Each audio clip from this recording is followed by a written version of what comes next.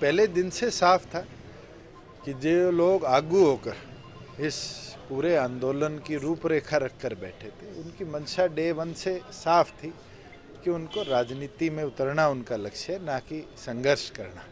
और ये दिन प्रतिदिन साबित हो रहा है। एक नहीं, दो पार्टी तो बन चुकी।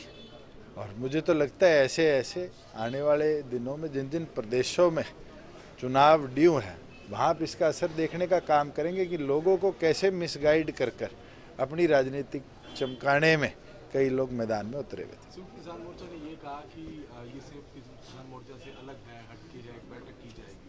क्या लगता है, अगर 32 पंजाब की यूनियन में से 25 यूनियंस एक नया मोर्चा बनाकर उसको पॉलिटिकल स्वरूप दे रही है तो अलग कैसे है? हरियाणा की भी 2 यूनियंस में से शायद एक ने अपना मोर्चा बना लिया। अब तो उत्तर प्रदेश की 3 यूनियंस बची हैं, उसमें भी एक मोर्चा बन जाएगा। ये तो तमाम लोग अपने पॉलिटिकल लक्ष्य को चमकाने में मैदान में उतरे। पंजाब में क्या लगता है आपको? ये तो चुनाव ड्यू है, जैसे डिक्लेयर होगा उसके बाद राजनीतिक सरगर्मियां ही पंजाब की दिशा बताएगी। जजपा ने ऐलान किया था कि हरियाणा के अलावा दूसरे जो स्टेट हैं उनमें भी चुनाव लड़ा जाएगा। संगठन का विस्तार कर रहे हैं। राजस्थान में हमने प्रदेश अध्यक्ष बनाया है। हरियाणा को छोड़ के गुजरात के अंदर संगठन विस्तार पे काम चल रहा है, उत्तर प्रदेश में काम चल रहा है, उत्तराखंड में चल रहा है और धीरे धीरे पंजाब के अंदर भी विस्तार करेंगे। आज तो 3 साल संगठन को बने हुए हैं और 3 साल में हमने संगठन को और आगे ले जाने का काम किया है।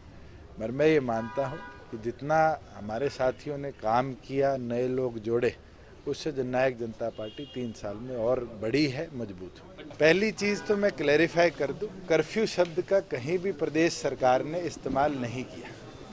नाइट रिस्ट्रिक्शंस लगाई है कि जहां केसेस बढ़ रहे हैं, क्योंकि डिस्ट्रिक्ट डिजास्टर मैनेजमेंट का चेयरमैन डिप्टी कमिश्नर होता है।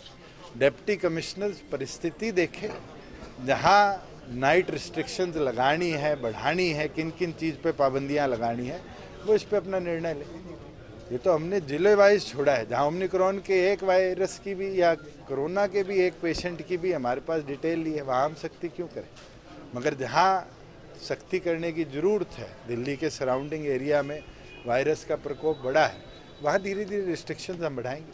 सर, पंचायती इलेक्शन भी ड्यू हैं, उसको लेकर क्या? हाई कोर्ट में सबजुडियस मैटर है और वहाँ जो पिटिशनर है उसने मांग करी है कि पुराने पैटर्न पे चुनाव हो।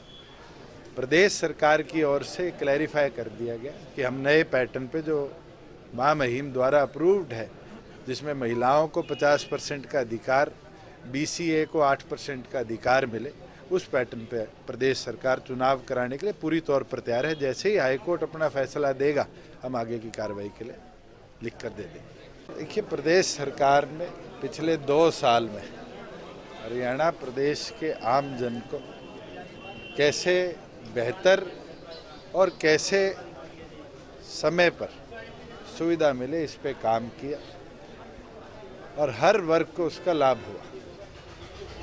चाहे हमारे कॉमन सर्विस सेंटर्स में जो पहले 270 सुविधाएं मिलती थी, उसको बढ़ाकर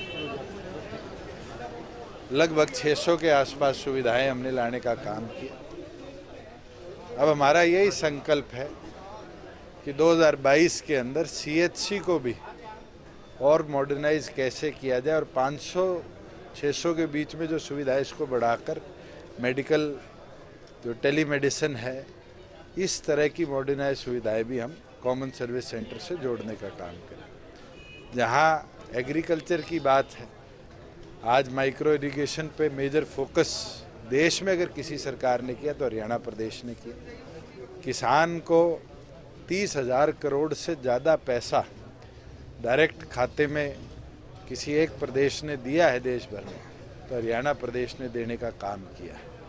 आज ईज़ ऑफ डूइंग बिजनेस के अंदर बड़ी इंडस्ट्री हरियाणा की तरफ देख भी रही है और हमारे प्रदेश में आकर ईज़ ऑफ डूइंग बिजनेस के माध्यम से इंडस्ट्रियलाइजेशन का लाभ भी ले रही है और जिससे रोज़गार के भी संसाधन प्रदेश में बढ़े हैं, लोगों को नौकरियां ज़्यादा मिली है और उसका लाभ मुझे लगता है पढ़े लिखे शिक्षित युवा को मिला है। जहाँ कॉन्ट्रैक्टर्स के माध्यम से लोगों को हरास किया जाता था। एक ऐतिहासिक निर्णय हमारी सरकार ने लिया जिसमें प्रदेश सरकार ने अपना कौशल रोजगार निगम बनाया और उसके माध्यम से अब हरियाणा के आम बच्चे को डीसी रेट या ठेकेदारी प्रथा की ओर ना देखते हुए कौशल रोजगार के माध्यम से रोजगार सरकारी क्षेत्र में भी समय अनुसार मिलता रहे। मैं तो ये मानता हूँ जैसे 2 साल में बड़े बदलाव हरियाणा प्रदेश में हम लेकर आए हैं, ये नव वर्ष भी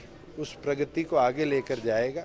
और आगे ले जाने का मतलब ये नहीं है कि केवल मात्र 4-5 क्षेत्रों में सीमित, प्रदेश के तमाम 52 जो महकमे हैं उन तमाम 52 महकमों को डिजिटलाइज भी किया जाएगा, मॉडर्नाइज भी किया जाएगा और आम जन को घर बैठे सुविधा मिलती रहे।